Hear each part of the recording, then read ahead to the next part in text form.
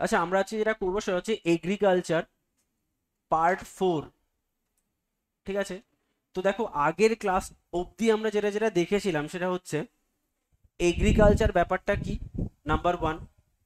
Number 2 হচ্ছে তোমার আমাদের ইন্ডিয়াতে এগ্রিকালচারের কি কন্ট্রিবিউশন রয়েছে বা কি কি প্রবলেম রয়েছে এবং তার কি কি সলিউশন আমরা আনতে পারি সেটা।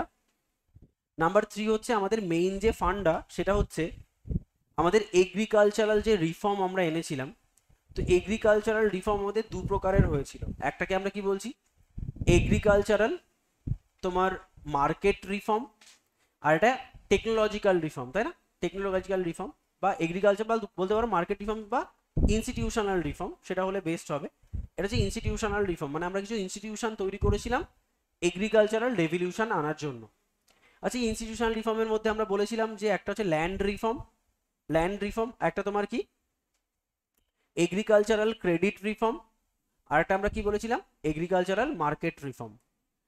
আর টেকনোলজিক্যাল রিফর্ম মানে হচ্ছে টেকনোলজি ডেভেলপমেন্ট, যাতে করে আমাদের এগ্রিকালচারাল প্রোডাকশনটা অনেক বেড়ে যায়।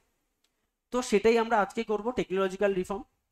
দেখো এর অবজেক্টিভ কি, অবজেক্টিভ হচ্ছে কি করে প্রোডাকশন বাড়ানো যায়, এবং এই প্রোডাকশন বাড়ানোর জন্য আমরা টেকনোলজিকে কি করেছি, ইন্ট্রোডিউস করেছি মার্কেটে। আচ্ছা, কি কি, যেমন পাওয়ার ড্রাইভার ইন্ট্রোডিউস করেছি, এটা ডি হবে। নেক্সট তোমার বিভিন্ন ইরিগেশন সিস্টেমকে আমরা এক্সপেন্সিভ ইরিগেশন সিস্টেমকে ইনকর্পোরেট করেছি। High yielding variety of seed, এটাকে আমি ইন্ট্রোডিউস করেছি। ফার্টিলাইজার, এটাকে ইউজ করেছি, এবং এক্সটেন্সিভ অ্যাপ্লিকেশন অফ পেস্টিসাইড। তাহলে পেস্টিসাইডের যে অ্যাপ্লিকেশন সেটাকে আমরা বাড়িয়ে দিয়েছি। দেখো বেসিক্যালি এর জন্য কি হয়েছে, এর জন্য আমার প্রোডাকশন একটা বিরাট রেভলিউশনারি জায়গায় পৌঁছে গেছে। যেমন যে কাজটা সাধারণ মানুষ করতো, সময় লাগতো, সেটা পাওয়ার ড্রাইভার দিয়ে আমরা খুব সহজে করতে পারছি। ইরিগেশন সিস্টেমের মাধ্যমে জলের প্রাচুর্যতা আমরা পেয়ে যাচ্ছি। দেখো সিড ব্যবহার করে যে 10টা ফল তৈরি করতো সে 500টা ফল তৈরি করছে। ফার্টিলাইজারের মাধ্যমে মাটিটাকে উর্বর করে দিচ্ছি, এবং পেস্টিসাইডের মাধ্যমে যে ফসলটা সেটাকে নষ্ট হতে দিচ্ছি না। তাহলে ডেফিনেটলি রেভলিউশন হবে। তো পরপর পরপর রেভলিউশন হয়েই চলেছে।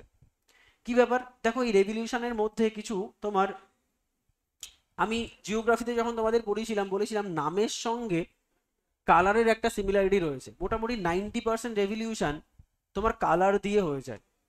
যেমন তুমি যদি দেখো গ্রিন রেভলিউশন, আচ্ছা গ্রিন রেভলিউশন মানে গ্রিন, গ্রিন মানে হুইটের পাতা কি হয়, সবুজ হয়। তাহলে হুইট রেভলিউশন বা তুমি রাইস রেভলিউশন দুটোই হতে পারে, এই দুটোকে আমরা কি বলবো, গ্রিন রেভলিউশন। আচ্ছা দেখো হোয়াইট রেভলিউশন, হোয়াইট মানে সাদা, তো ডেফিনেটলি সাদা কি মিল্ক হবে। ব্লু, ব্লু মানে ফিশ। আচ্ছা ব্লু কেন, আমরা বলেছিলাম ছোটবেলা আমরা যত ছবি এঁকেছি জলের কালার নীলই করি, সেই জন্য মাছের কোনো নীল মাছ হয় না যদি সেটা ওই অ্যাকোয়ারিয়ামের মাছ না হয়। তো সেই জন্য নয়, অ্যাকচুয়ালি জলের কালার নীল আমরা ছোটবেলা থেকে আঁকি বলে এটাকে ব্লু রেভলিউশনের সঙ্গে ট্রিট করা হয়েছে। পিঙ্ক রেভলিউশন মানে শ্রিম্প, তো আমরা জানি শ্রিম্পের চিংড়ির গাটা অনেকটা পিঙ্ক, অনেক সামান্য পিঙ্ক কালারের হয়ে থাকে, বা তুমি এটাকে অনিয়নও বলতে পারো। অনিয়ন রেভলিউশনটাকে আমরা পিঙ্ক রেভলিউশনের সঙ্গে ট্রিট করি।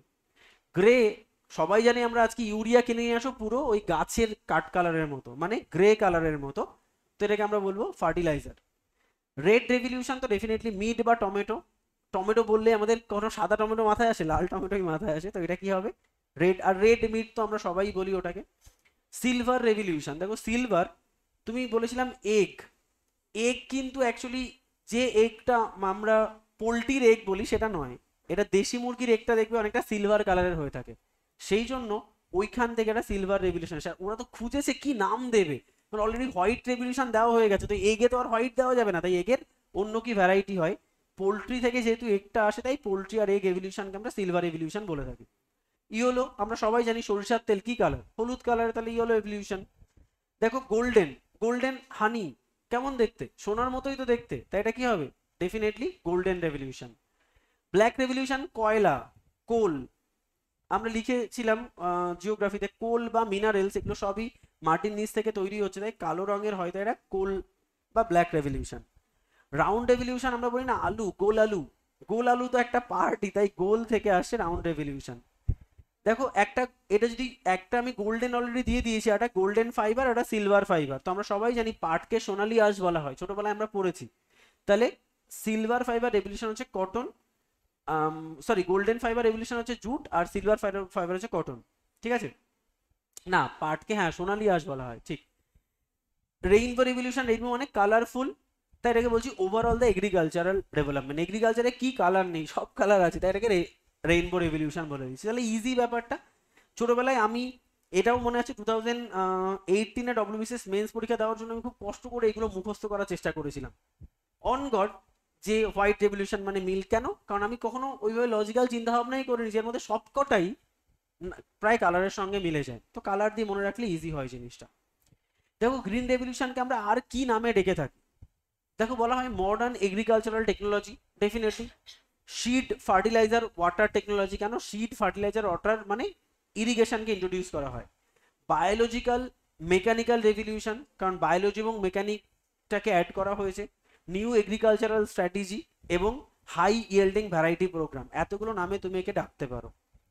ঠিক আছে, আচ্ছা যদি বলা হয় যে what is the background behind agricultural এই রেভলিউশন বা স্ট্র্যাটেজি যদি বলো, তাহলে দেখা যাচ্ছে মেক্সিকোতে প্রথম এর ইনিশিয়েটটা হয়েছিল হাই ইয়েল্ডিং সিডের ব্যবহার প্রচুর পরিমাণে মেক্সিকোতে হয়। কে তৈরি করেন? নরম্যান ই বরলক, যাকে বলা হয় ফাদার অফ গ্রিন রেভলিউশন। তো ইনি প্রথম high yielding variety of seed use করে মেক্সিকোতে হিউজ হিউজ হিউজ প্রোডাকশন নিয়ে আসে। তো ওনারই আন্ডারে যিনি ছিলেন আমাদের এম এস স্বামীনাথন, ওনার গুরু, তাহলে এম এস স্বামীনাথন হচ্ছে ওনার শিষ্য। তাহলে এম এস স্বামীনাথন কি করলেন? ওনার ওই কনসেপ্টটাকে ইন্ডিয়াতে আনার চেষ্টা করলেন। তাহলে ইন্ডিয়াতে উনি প্রথম যে প্রোগ্রামটা চালু করলেন তার নাম দিচ্ছেন IADP প্রোগ্রাম, মানে ইন্টেন্সিভ এগ্রিকালচারাল ডেভেলপমেন্ট প্রোগ্রাম।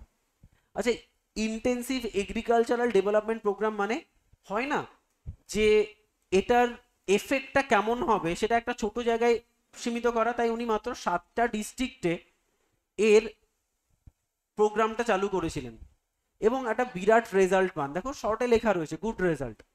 তাই তিনি একটা এরিয়াকে ডিফাইন করে দিলেন যে না এবার ডিস্ট্রিক্ট নয়, এই এরিয়াটা ধরে আমরা চাষ করব। তো তাই তার প্রোগ্রামটা পরবর্তীতে চেঞ্জ হলো। দেখো ঠিক ঠিক তার 4-5 বছর পর কি হলো, এটা হচ্ছে IAAP, intensive agricultural area programme. এটা কি করলো, নর্থ ইস্ট ইন্ডিয়াতে পুরো প্রোগ্রামটাকে চালু হলো, মানে পুরো ওই জোনটা। ঠিক আছে, যেটা কে তৈরি করেছিলেন? এম এস স্বামীনাথন, সেটাও এখানে বলা হয়েছে। ঠিক আছে, তো লিখে রাখো ফাদার অফ গ্রিন রেভলিউশন, লেখো বা লেখো দ্য ওয়ার্ড গ্রিন রেভলিউশন, কতগুলো ওয়ার্ড ইয়ে লিখে রাখো। Word green revolution, word green revolution, এটা কয়েন করেছিলেন কে? কে কয়েন করেছিলেন? William Gaud. William William Gaud, GAUDE। The word green revolution এটা কয়েন করেছিলেন উইলিয়াম গাউট। কয়েন বলেছেন যে এই রেভলিউশনটা গ্রিন রেভলিউশন নাম দেওয়া হলো। তোমার নাম যেমন তৃষ্ণা, এই নামটা কে দিয়েছিল? তোমার বাবা ও মা। তেমনি গ্রিন রেভলিউশন এই নামটা দিয়েছিলেন উইলিয়াম গাউট। নেক্সট হচ্ছে father of green revolution. Father of green revolution, father of green revolution ওয়ার্ল্ডের কনটেক্সটে যদি বলা হয় তাহলে কি হবে? এই যে এই নামটা নরম্যান ই বরলক বা নরম্যান বরলক, যেটা আমরা আগেই দেখলাম নরম্যান বরলক। আর যদি বলা হয় father of green revolution in India, তাহলে আমরা বলবো এই নামটা M S Swaminathan. M S Swaminathan, M S Swaminathan. আচ্ছা তোমাকে যদি বলা হয় যে এই গ্রিন রেভলিউশন, যেটা মেইনলি এই রেভলিউশনটা, এটা কার মধ্যে সীমাবদ্ধ ছিল? এই গ্রিন রেভলিউশনটা সীমাবদ্ধ ছিল, লেখো green revolution, green revolution was confined to, green revolution was confined to rice, wheat, jar, JOAR, বা JOWARO বলে, ঠিক আছে। এবং এটা কি কভার করেনি, যার মধ্যে কি ছিল না, এটা কিন্তু খুব গুরুত্বপূর্ণ, লেখো পালস অ্যান্ড অয়েল শিট। তা তোমাকে বলবে গ্রিন রেভলিউশনের মধ্যে কি ইনক্লুডেড ছিল না, ডাল ছিল না, আর তৈল বীজ বা তৈল শস্য ছিল না। এটা কিন্তু ডু নট ইনক্লুডেড বা নট ইনক্লুডেড, লেখো নট ইনক্লুডেড, একই নাম, মানে জাস্ট স্পেলিংটা আলাদা করলাম, ঠিক আছে। তাহলে কি রাইস, হুইট, জওয়ার, আর এটা কি তোমার পালস এবং অয়েল শিট, এটা কিন্তু ইনক্লুডেড ছিল না। তো এটা কিন্তু ডব্লিউবিসিএস এ অনেকবার কোশ্চেন দিয়েছে যে গ্রিন রেভলিউশনের মধ্যে কোনটা আসেনি, পালস এবং অয়েল শিট। আচ্ছা, এবার কথা হচ্ছে এই গ্রিন রেভলিউশনের কোনো ইম্প্যাক্ট ছিল কি? ডেফিনেটলি ছিল, একটা পজিটিভ ইম্প্যাক্ট ছিল, একটা নেগেটিভ ইম্প্যাক্ট ছিল। কি বলবো একবার? আইএডিপি। আচ্ছা, প্রথমত হচ্ছে আইএডিপি, তারপর হচ্ছে আইএএপি। আচ্ছা ধরো তোমাকে আমি একটা মেডিসিন দিলাম, যেই মেডিসিনটা দিলে তোমার শরীর সুস্থ হয়ে যাবে কোনো একটা ডিজিজে, কিন্তু আমি কোথাও না কোথাও একটু শঙ্কিত এর সাইড এফেক্ট থাকবে না তো, তোমাকে কি বলবো, ডোজ কমিয়ে দেবো না? তাহলে তুমি কম ডোজে নাও, দেখো কোনো এফেক্ট পড়ছে কিনা, র্যাশ হচ্ছে না তো। বা একটা ক্রিম, যদি আমরা একটা ক্রিম নিয়ে এলাম, ক্রিমটা র্যাশ তৈরি করবো না, তাই শরীরে একটা জায়গায় দিয়ে আমরা রেখে দিই না, যদি র্যাশ তৈরি না করে তাহলে সারা বডিতে আমরা দিতে পারি। তেমনি এই যে যেটা আমরা বিদেশ থেকে নিয়ে আসলাম, সেটা ইন্ডিয়াতে আদৌ সাকসেসফুল হবে? ইন্ডিয়ার মাটিতে এটা প্রযোজ্য কিনা? অল্প জায়গায় চাষ করে দেখলাম, মাত্র 7টা ডিস্ট্রিক্টের ছোট ছোট প্লেসে। তো এই 7টা প্লেসে আমরা সাকসেসফুল হওয়ার পরে এটাকে আমরা নিয়ে যাই আইএএপি তে, মানে একটা এক্সটেন্সিভ এরিয়াতে আমরা জিনিসটাকে কনভার্ট করে দিই। বুঝতে পেরেছো? টোটাল নর্থ ইস্ট ইন্ডিয়াতে। তো সেখানেও আমরা গুড রেজাল্ট পেয়েছিলাম। আচ্ছা, তাহলে ইম্প্যাক্টটা পড়ছিলাম আমরা, পজিটিভ এবং নেগেটিভ ইম্প্যাক্ট কি আছে। দেখো, পজিটিভ ইম্প্যাক্ট হচ্ছে ইনক্রিজ প্রোডাকশন অ্যান্ড প্রোডাক্টিভিটি। স্বাভাবিক, গ্রিন রেভলিউশনের জন্য প্রচুর পরিমাণে প্রোডাকশন বেড়েছিল, প্রোডাক্টিভিটি বেড়েছিল। দেখো, ক্রপ প্যাটার্ন চেঞ্জ হয়েছিল। ক্রপ প্যাটার্ন চেঞ্জ মানে আমরা যে কোনো জমিতে যে কোনো সময় যে কোনো প্রোডাক্ট তৈরি করতে পারতাম, এরকমটা নয় যে এখানে ধান হচ্ছে তো দিনের পর দিন ধানই হবে। তাহলে ক্রপ প্যাটার্ন আমরা নিজেদের মতো চেঞ্জ করতে পারলাম ডিউ টু এই রেভলিউশন।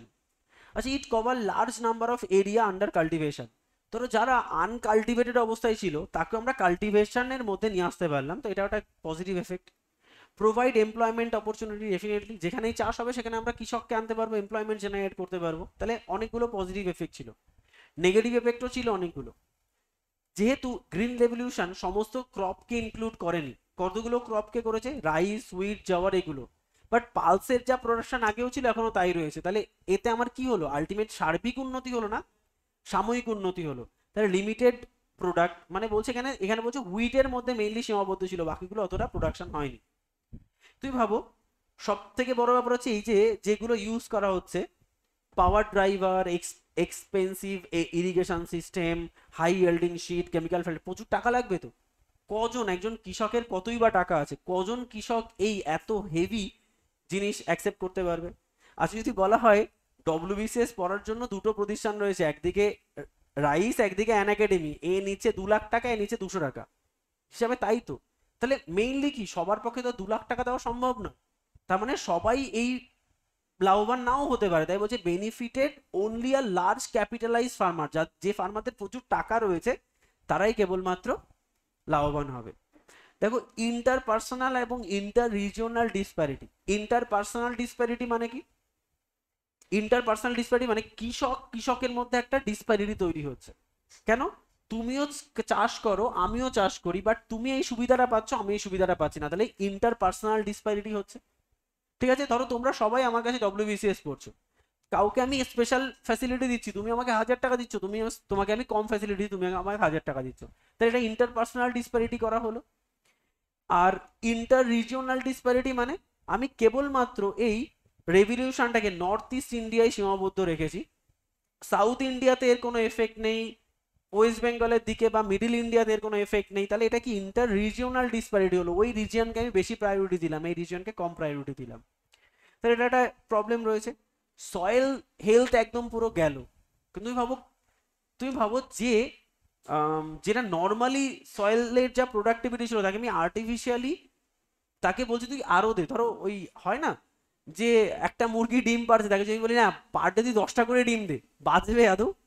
সম্ভব নয়। তো সেরকম ব্যাপার, যদি তুমি জোর করে তাকে দিয়ে প্রোডাক্টিভিটি বাড়াও, তাহলে কি হবে, আলটিমেটলি ড্যামেজ করবে, সয়েল হেলথ পুরো নষ্ট হয়ে গেল। Decline in underground level of water, কেন? কারণ ওয়াটার সেচ, জল জল ব্যবস্থাকে আমরা, সেচ ব্যবস্থাকে খুব হাইলি ডেভেলপ করার চেষ্টা করছিলাম। আর সেচ ব্যবস্থাকে হাইলি ডেভেলপ করার চেষ্টা করার জন্য প্রচুর গ্রাউন্ডের ওয়াটার আমরা তুলছিলাম, সেই জন্য জলেরও পরিমাণটা অনেক কমে গেল। তাহলে পজিটিভ এফেক্ট থেকে নেগেটিভ এফেক্টই বেশি। আচ্ছা, সেকেন্ড গ্রিন রেভলিউশনও আমরা নিয়ে এসেছিলাম, সেটা কত সালে আনা হয়? দেখো, সেকেন্ড গ্রিন রেভলিউশনটা আনা হয় 1983 থেকে 1984-এ, ঠিক আছে।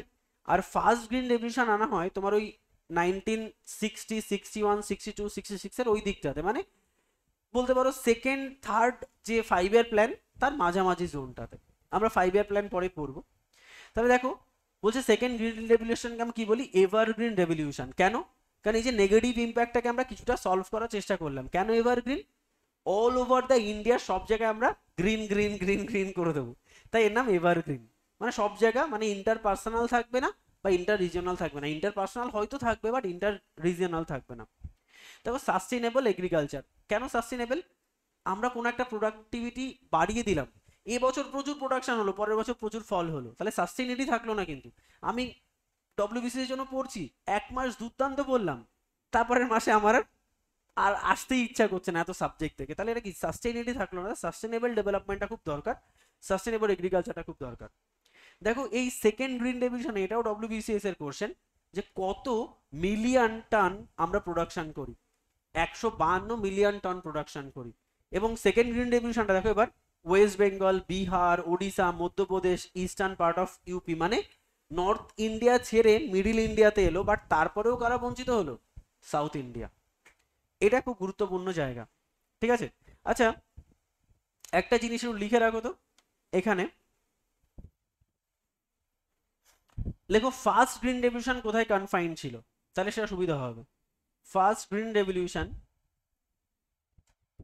ফার্স্ট গ্রিন রেভলিউশন কোথায় হয়েছিল? পাঞ্জাব, হরিয়ানা আর ওয়েস্টার্ন ওয়েস্টার্ন ইউপি, এই জায়গায় হয়েছিল first green revolution. Mainly Northern সাইডে, সেটা ধীরে ধীরে মিডিল সাইডে এলো। আর এই যে যেটা, এই প্রোগ্রামটা কোথায় চালু হয়? নর্থ ইস্ট ইন্ডিয়াতে, ঠিক আছে। মানে এক্সপেরিমেন্ট হয়েছে নর্থ ইস্ট ইন্ডিয়াতে, আর অ্যাকচুয়াল রেভলিউশনটা হয়েছে পাঞ্জাব, হরিয়ানা, ওয়েস্টার্ন ইউপিতে। এবার দেখো, এটা গেল। আচ্ছা, এবার আমরা চলে যাচ্ছি এগ্রিকালচার। এগ্রিকালচারের মেইন যে পার্ট সেটা হচ্ছে ইরিগেশন। আচ্ছা, ইরিগেশন কত প্রকার হয়ে থাকে আমরা জানি, মেইনলি 3টে, অয়েল অ্যান্ড টিউবওয়েল, ক্যানেল এবং ট্যাঙ্ক।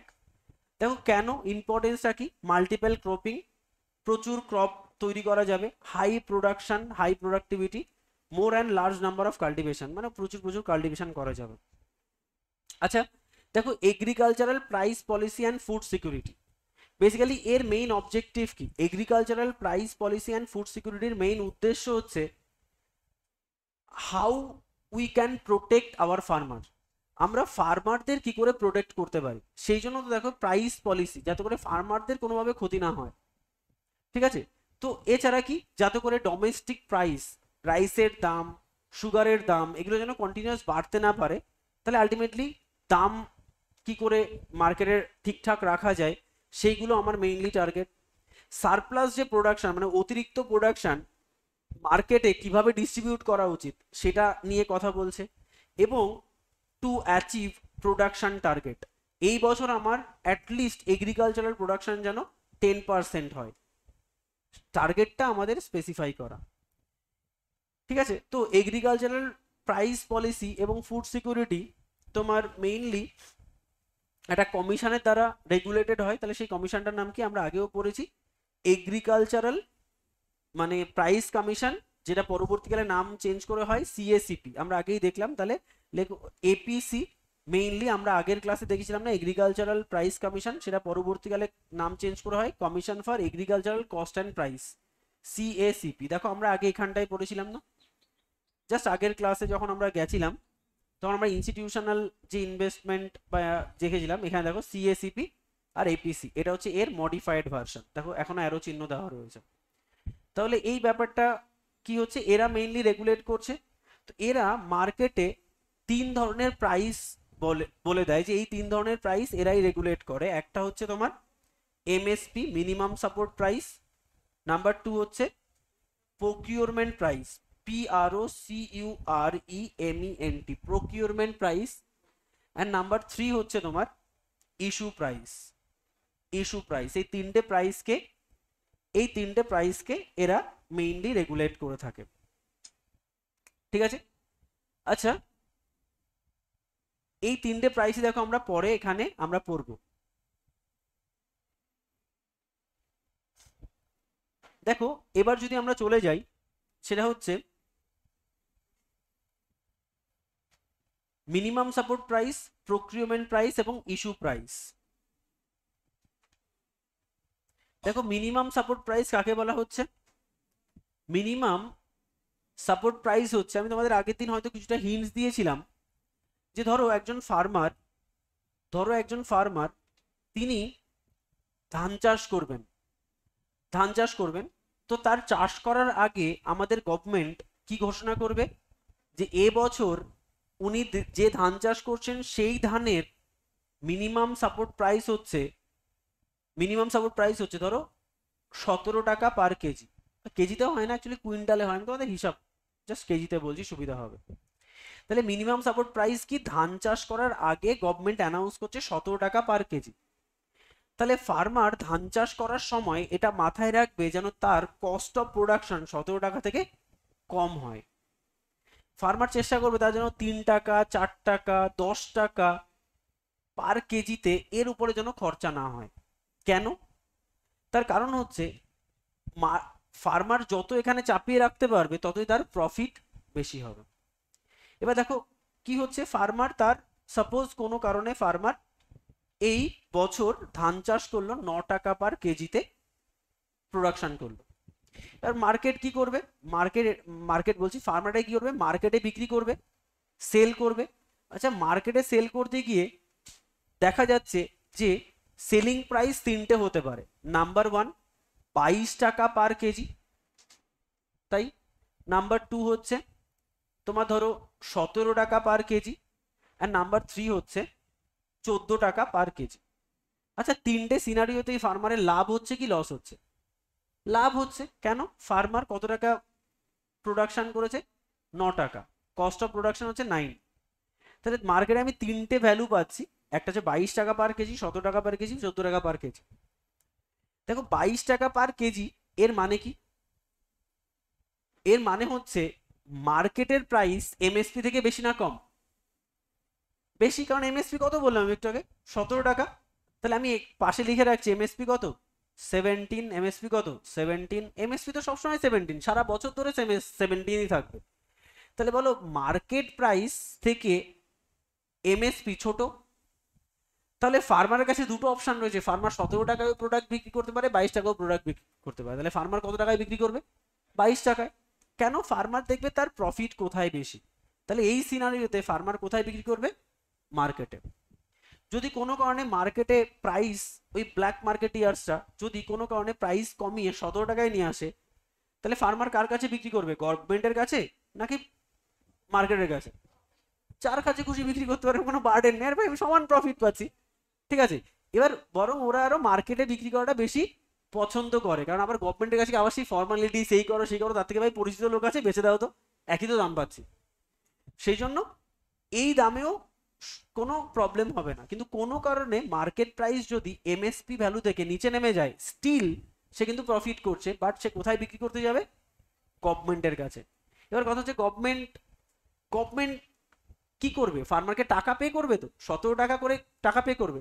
তো গভর্নমেন্টের কেন এই দায় পড়েছে? গভর্নমেন্ট তো যদি কিনতেই চায় তো 14 টাকাতে গভর্নমেন্ট তো মার্কেট থেকে কিনতে পারে। এটা হচ্ছে এমএসপি, মানে minimum support price. Government is bound to buy, government বাধ্য থাকবে যে কোনো কারণে ফার্মার যদি তার কাছে যত খুশি ধান বিক্রি করতে যায়, government is bound to buy, বাধ্য থাকবে। কেন? কারণ ফার্মারকে মিনিমাম সাপোর্ট দেওয়ার। কারণ কি, ফার্মার যখনই আর 14 টাকা মার্কেট প্রাইস দেখে আর মার্কেটে বিক্রি করবে না, তখন মার্কেটে ক্রাইসিস তৈরি হবে। তাই না? বা আলটিমেটলি মার্কেট বাধ্য হবে দামটা বাড়াতে, কারণ পাচ্ছে না আমার জিনিসটা। তো তখন ওরা বলবে ঠিক আছে আমরা 17 টাকা দিচ্ছি আপনি আসুন, বা 20 টাকা দিচ্ছি আপনি আসুন। তো তখন ফার্মার কি করবে, গভর্নমেন্টের কাছে বিক্রি করবে, যেহেতু মার্কেট প্রাইস ডাউন করে গেছে। তাই এর নাম আমরা কি দিচ্ছি, মিনিমাম সাপোর্ট প্রাইস, যাতে করে কোনোভাবে মার্কেট প্রাইস 17-র নিচে না চলে আসে। তাহলে মিনিমাম সাপোর্ট প্রাইস কত হবে, that is determined by CACP organisation. Clear সবার কাছে? তাই এটাই বাংলায় লেখা রয়েছে, আর কিছুই না।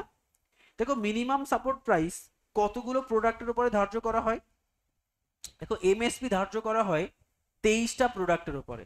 লিখে রাখো 22+1, 23টা প্রোডাক্ট। 23টা প্রোডাক্ট। কেন 22+1? কেন সত্যি অর্থে এটা আমি এখনো জানি না যে পরীক্ষার হলে আমি 22 টিক করব না 23 টিক করব। অ্যাকচুয়ালি 22টার উপরে এমএসপি ধার্য করা হয়, আর একটার উপরে ধার্য করা হয় এফআরপি। এফআরপি, ঠিক আছে, এটা আমরা মেন্সে পড়ি যদিও। তো এটা এফআরপি। এফআরপি ফুল ফর্ম কি, ফেয়ার অ্যান্ড রেমুনারেটিভ প্রাইস। কি বললাম, fair and remunerative, REMUNERATIVE price. Fair and remunerative price. আর এমএসপি মানে তোমরা একটু জেনেছো, মিনিমাম সাপোর্ট প্রাইস। তো অপশানে যদি পরীক্ষায় কোশ্চেন দেয় এবং অপশান দেয় 22, 23, 24, 21, কোনটাকে টিক করবো আমরা, 23।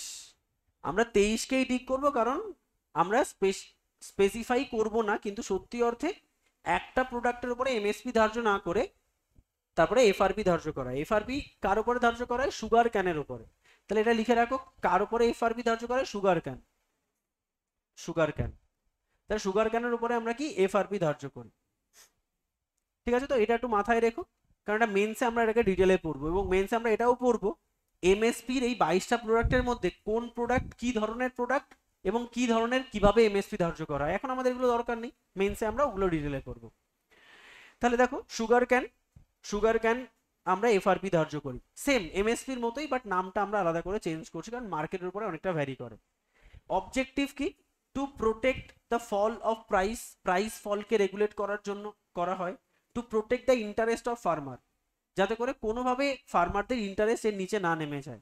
And to enhance production. Definitely government তো আছে, অ্যাটলিস্ট তোমাদের যখন মনে হবে কেউ নেই তো অ্যান একাডেমি দাদা তো আছে, দেখবে যখনই প্রবলেম হয় অ্যাটলিস্ট শেষে আমার কথাই মনে পড়ে, যে কিছু না হোক দাদা আছে, দাদা কোনো না কোনো পথ বার করবে। এইটুকু বিশ্বাস আমার স্টুডেন্টের প্রত্যেকের উপরেই প্রায় হয়ে গেছে। ঠিক আছে, তো সেরকম ব্যাপার।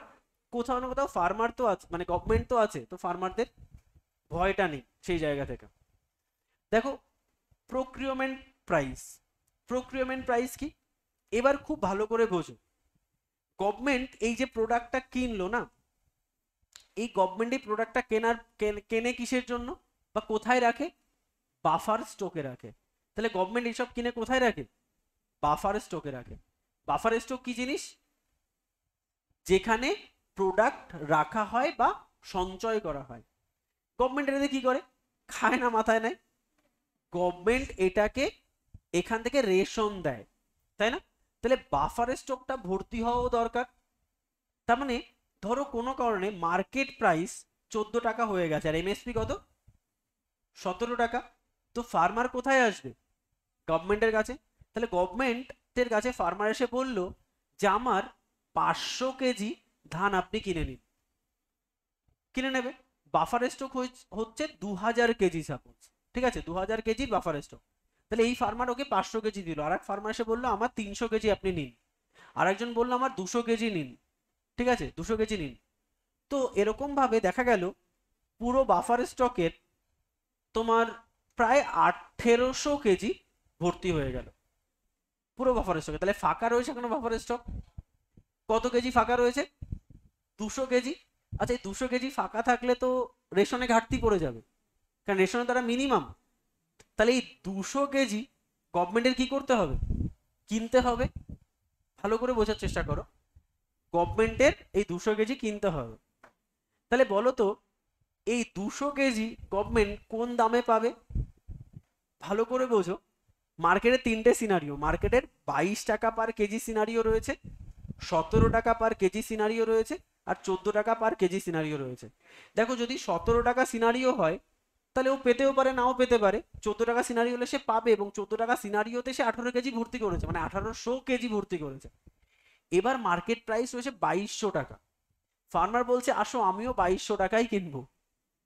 তাহলে কৃষক তার কাছে যাবে কি যাবে না? যেতেও পারে, নাও যেতে পারে। কেন এই অফারটা দিয়েছে? আমার এখনো 200 কেজি ঘাটতি রয়েছে, তাই তো? তাহলে এই রেট দেবে নাকি এর থেকে 1 টাকা হলেও বেশি দেবে? 1 টাকা হলেও বেশি দেবে। ফার্মার কোন দিকে দৌড়াবে? গভর্নমেন্টের দিকে। ফার্মার বলছে আমার 500 কেজি বিক্রি, নিয়ে নাও। গভর্নমেন্ট বাধ্য? না, গভর্নমেন্ট তার যতটা দরকার সে ততটাই কিনবে। কেন? ফার্মার যত অফার করবে মিনিমাম সাপোর্ট প্রাইসে গভর্নমেন্ট কিনতে বাধ্য, কিন্তু প্রক্রিউরমেন্ট প্রাইসে গভর্নমেন্টের যতটা দরকার ও বেশি দামে ফার্মারের থেকে ততটাই কিনবে। মানে ফার্মার যদি একজন 500 কেজি নিয়ে আসে, তো বলবে আমি 200 কেজি নেবো, বাকি 300 কেজি তুমি মার্কেটে বিক্রি করো, কারণ আমার তো তার বেশি লাগবে না। কিন্তু এমএসপি তে যদি কখনো কিনে 2200 কেজি হয়ে যায়, তাহলে গভর্নমেন্টের ওই 200 কেজি আইদার লস, না হলে 200 কেজিও মার্কেটে একটা প্রাইসে সেল করে দেবে। কিন্তু ওকে নিতে হবে, 2200 কেজি হলেও সে কিনবে। ও যদি বলে 2000 কেজি ভর্তি হয়ে গেছে আমি আর নেবো না, না, এমএসপি তে তোমাকে কিনতেই হবে, you are bound to buy. Clear সবার কাছে? তাহলে প্রক্রিউরমেন্ট প্রাইস কখন ইস্যু হবে? হারভেস্টিং এর আগে নাকি পরে? তুমি বলো, এই যে ফার্মার এখনো চাষবাস শুরুই করেনি, তখন কি ধার্য হয়েছিল?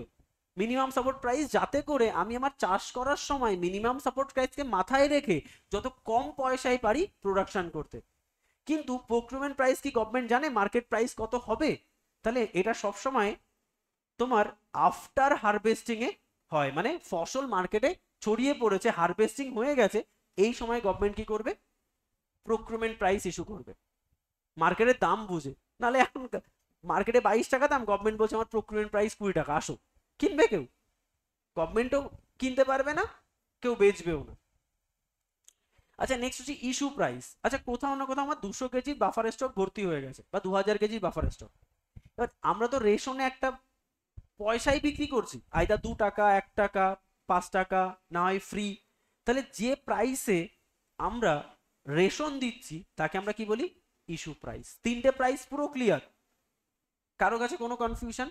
এমএসপি মানে, এমএসপি মানে মিনিমাম সাপোর্ট প্রাইস। যদি মার্কেট প্রাইস কোনোভাবে কমে যায়, তাহলে গভর্নমেন্টের কাছে ফার্মার যত কোয়ান্টিটি আনবে সবটাই কিনে নেবে এমএসপি তে। ইস্যু প্রক্রিউরমেন্ট প্রাইস তখনই দরকার হবে যখন এমএসপি তে বাফার স্টক ভরবে না, তখনও একটা প্রক্রিউরমেন্ট প্রাইস ইস্যু করবে এবং বাকিটা ফিল করবে। আফটার ফিলিং যে দামেও তোমার রেশন দেবে সেটাই হচ্ছে তোমার ইস্যু প্রাইস। আচ্ছা, মার্কেট প্রাইস কখনোই এমএসপির নিচে নামলো না, তাহলে কি হবে? তাহলে বাফার স্টক পুরো ফাঁকা, তখনও প্রক্রিউরমেন্ট প্রাইস ইস্যু করবে, বেশি দাম অফার করবে মার্কেটে, যাতে করে ওর বাফার স্টকটা ভরে। সব প্রসিডিওর সেম, সেই জন্য এত কিছু লেখা রয়েছে। জেনারেলি গভর্নমেন্টের বাফার স্টক ভরে না, সেই জন্য, কারণ কি অতটা নিচে নামে না যদি হাইলি ম্যানুপুলেশন না আসে, সেই জন্য প্রক্রিউরমেন্ট প্রাইস গভর্নমেন্টকে ইস্যু করতেই হয়। ক্লিয়ার? পুরো জিনিসটা সবার কাছে ক্লিয়ার?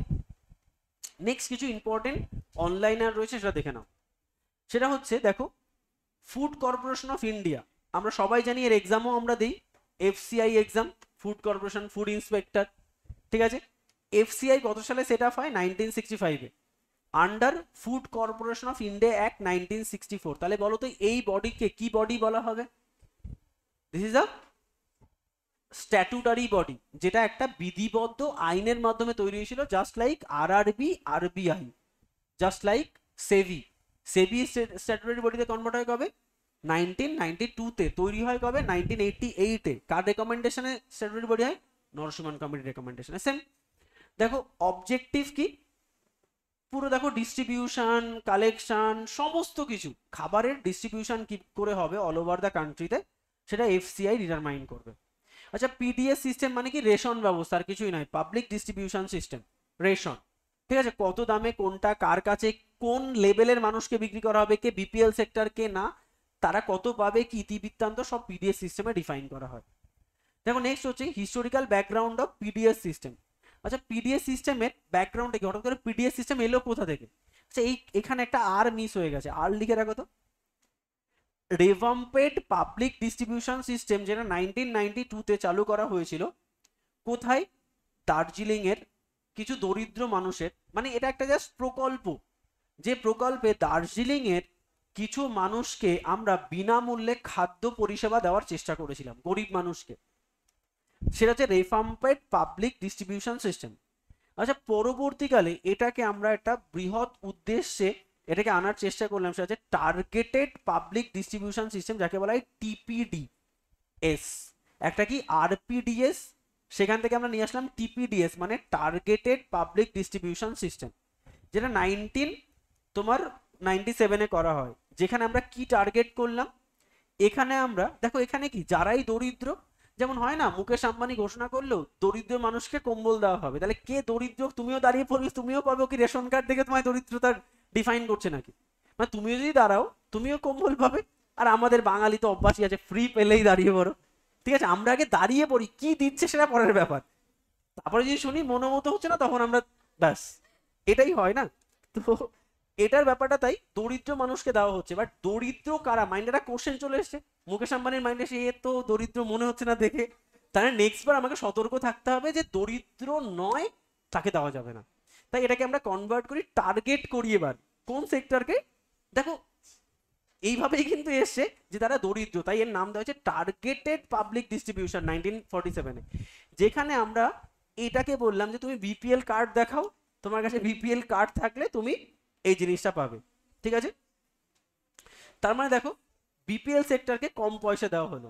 আচ্ছা, এরপরে গভর্নমেন্ট এটা নিয়ে একটা প্রকল্প বানিয়ে দিল, তার নাম অন্তোদয় অন্ন যোজনা। 2000 সালে যে অন্তোদয় অন্ন যোজনায় আমরা পুরো টার্গেটেড ডিস্ট্রিবিউশন সিস্টেমকে আরো ফ্ল্যারিশ করলাম এবং 2 টাকা 1 টাকায় ধান চাল দেওয়া শুরু করলাম। এবং সেটা আরো পরবর্তীকালে 2013-তে national food security mission mission act, এই অ্যাক্টটার মাধ্যমে এনএফএসএ অ্যাক্টের মাধ্যমে আমরা ন্যাশনাল ফুড সিকিউরিটি মিশন নাম শুনেছো, তো সেই ফুড সিকিউরিটি মিশনে আমরা এই পিডিএস সিস্টেমটাকে আরো বেশি ফ্ল্যারিশ করলাম। তাই মোদিজি আসার পর থেকে পিডিএস সিস্টেমটা অনেক বেশি ফ্ল্যারিশ হয়েছিল এই অ্যাক্টের পর থেকে। এখান থেকে গন্ডগোলটা শুরু হলো। ঠিক আছে, 1992, তারপরে 1997, তারপরে 2000, তারপরে 2013। রেশন সিস্টেম না, শুধু হেল্প করা ছিল তার আগে, যে যাকে পারছে হেল্প, তার আগে কিছুই ছিল না। সিস্টেমেটিক ওয়েতে ছিল না তো, সিস্টেমেটিক ওয়েতে বেসিক্যালি হলো অন্তোদয় অন্ন যোজনা থেকে। এটা তো তোমার এরিয়াতে টার্গেট করা হলো, গভর্নমেন্ট টার্গেট করছে, রেশন কার্ড বানানো হলো, দেখবে তারপর থেকে মোদিজি আরো রেশন কার্ডটাকে মডিফাই করলো। তার আগে দেখবে একটা কাগজের রেশন কার্ড ছিল, সেই কাগজের রেশন কার্ডে লিখতে হতো, ওইগুলো দিয়ে টার্গেটেডটা করা হতো, মানে আস্তে আস্তে করে ফ্ল্যারিশটা হচ্ছে বা আপলিপমেন্টটা হচ্ছিল। আচ্ছা, নেক্সট হচ্ছে বাফার স্টক আর ওয়্যার হাউজিং অফ ইন্ডিয়া। আচ্ছা, একটা জিনিস বারবার মনে হচ্ছে না যে যদি কোনো কারণে বাফার স্টক ফুল হয়ে যায় তো বাকিটা কোথায় রাখবো? সেই জন্য বাফার স্টকের সাবসিডিয়ারি হিসাবে আমরা কাকে নিয়ে আসলাম? Wire house facility. ঠিক আছে, দেখো বেসিক্যালি বাফার স্টকের কি কাজ, দেখো বাফার স্টকের কাজ হচ্ছে বেসিক্যালি প্রথমত আমরা কি করতাম জানো, প্রথম আমরা সবকিছু ওয়্যার হাউসের মধ্যে রাখতাম। দেখো ওয়্যার হাউস মানে হচ্ছে যেখানে যেখানে তুমি সবকিছু রাখতে পারো, সবকিছু রাখতে পারো। কিন্তু বাফার স্টক হচ্ছে স্পেশালাইজড ফর স্পেসিফিক প্রোডাক্ট, যার প্রিজার্ভেশন দরকার। তুমি টমেটো রাখবে, টমেটো কি বেশি দিন রাখতে পারবে? সেই জন্য তাকে স্পেশাল কেয়ার দিতে হবে। চাল অনেক দিন রাখতে পারবে, তাই সেই জন্য আমরা কি ওয়্যার হাউস এবং বাফার স্টককে আলাদা করার চেষ্টা করলাম। তাই দেখো বলছে বাফার স্টকের 70% মতো ফুড বিক্রি করা হয়, বাকি 30% ফুড রাখা হয়, পুরো ফাঁকা করা হয় না। কেন? হঠাৎ করে কেরালায় বন্যা হলো, ইমিডিয়েট তোমার কোনো খাবার দরকার, তো কোথা থেকে দেবে? Buffer stock. কেন? বাফার স্টকে কি থাকে? বাফার স্টকে তোমার স্টোরেজ ফ্যাসিলিটি থাকে প্লাস প্রিজার্ভেশন ফ্যাসিলিটি থাকে। আর ওয়্যার হাউস ফ্যাসিলিটি কোনটা? দেখো বেসিক্যালি ওয়্যার হাউস ফ্যাসিলিটি 1957-এ আনা হয়েছিল সেন্টার ওয়্যার হাউজিং কর্পোরেশন, যেখানে প্রচুর ওয়্যার হাউস তৈরি করা হয়, যেটা 1956-এ ওয়্যার হাউস বোর্ডের মাধ্যমে করা হয়। পরবর্তীকালে স্টেট ওয়্যার হাউসও করা হয়, স্টেটে স্টেটে যেমন গভর্নমেন্ট যে ডিস্ট্রিবিউশন করে স্টেটে পাঠিয়ে দেয়, তো স্টেট কোথায় রাখবে? ওয়্যার হাউসে রাখবে। তার মানে মেইনলি ওয়্যার হাউসের কনসেপ্টটা প্রথমে আসে, সেখান থেকে আমরা পাবলিক ডিস্ট্রিবিউশন সিস্টেমের জন্য বাফার স্টক তৈরি করি, যেখান থেকে আমরা ইস্যু প্রাইসের মাধ্যমে গভর্নমেন্টকে পিডিএস সিস্টেম প্রোভাইড। এই হচ্ছে আমার পুরো এগ্রিকালচার, যেটা আমরা মেন্সে আরেকটু অ্যাড করব, বাট মেন্সের ক্লাসে।